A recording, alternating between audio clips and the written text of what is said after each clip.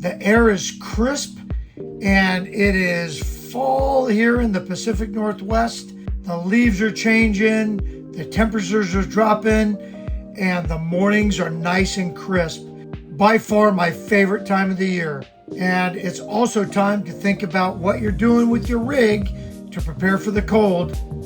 Stay tuned.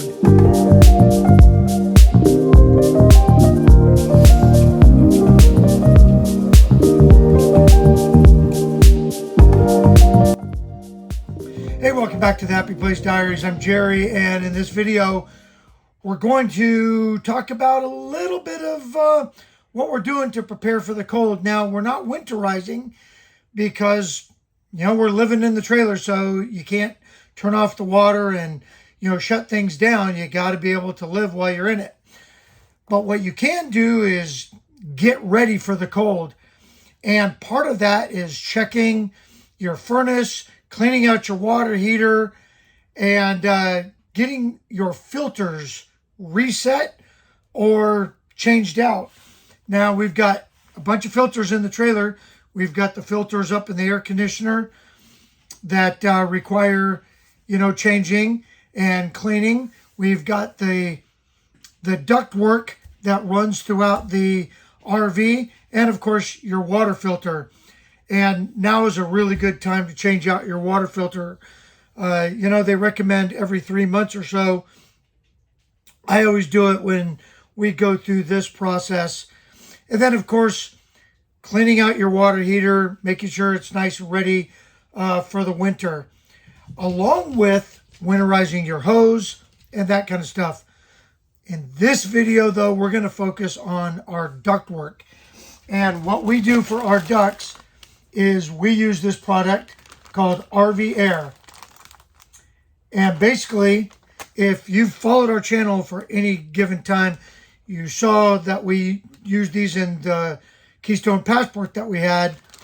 And now it's time to put these in, because truth is, we've never used our furnace in this.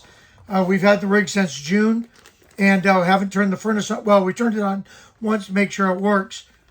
But now we're going to put this in all of our ducts, all of our vents, and that way we are ready to at least breathe right. Now, I have a question for you.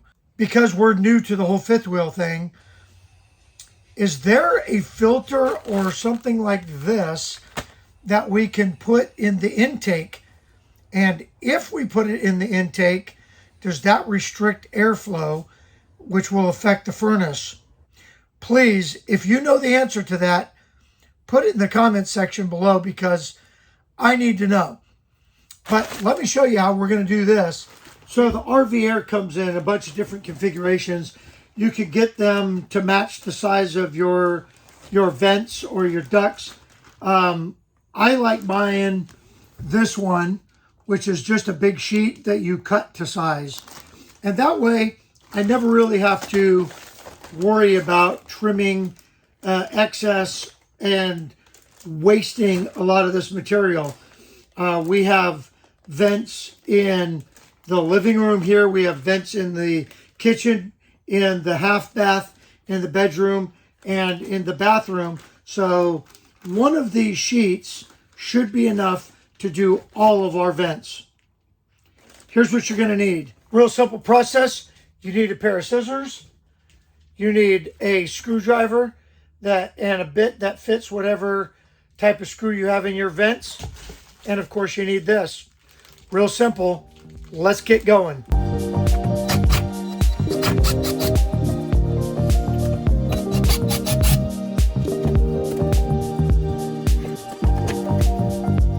So while you have your vent cover off, go ahead and check down there. Like I said, ours is a new rig, so we're still dealing with the residuals from the factory. Let me show you what I'm talking about. Yep, that's sawdust that's down in our duct, and this is the this is where the air comes out. That's the duct itself.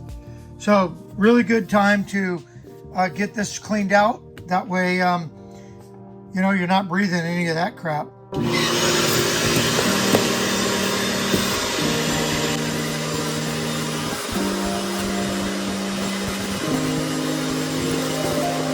Now, it's as simple as measuring the inside of this with your material, and as luck would have it, it looks like we're right on the front to back.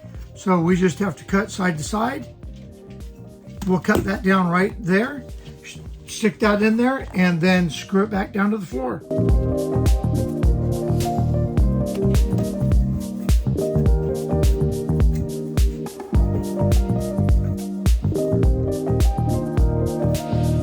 And that's all there is to it. And we screw it to the floor.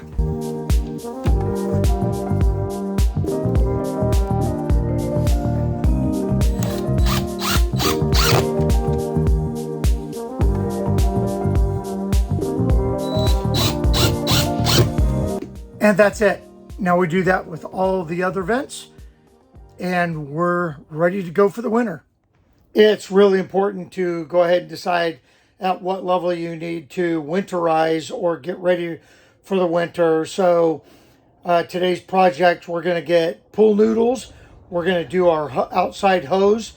And then our plan is, if it gets really cold, we'll just fill up our fresh tank and use our fresh tank for water.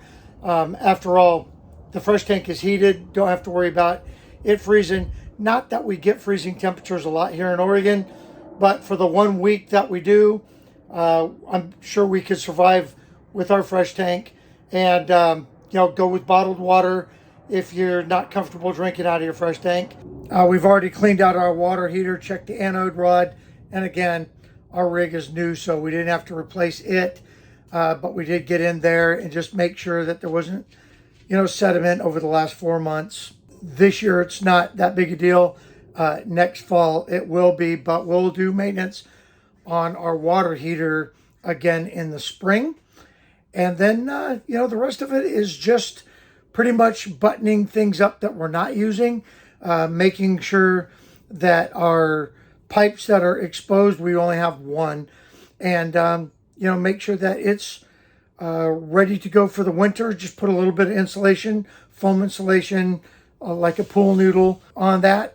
And the rest of it is going to be pretty easy for us. Now, your mileage may vary and you might have to go through an extensive process. But the purpose of this video is just to get you to think about what you need to do to get ready for winter.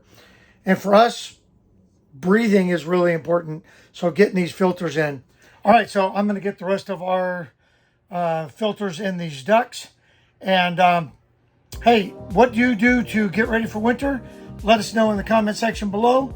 And hopefully this helps anybody that is new to RVing to just give you one more thing to think about, because heck, why not?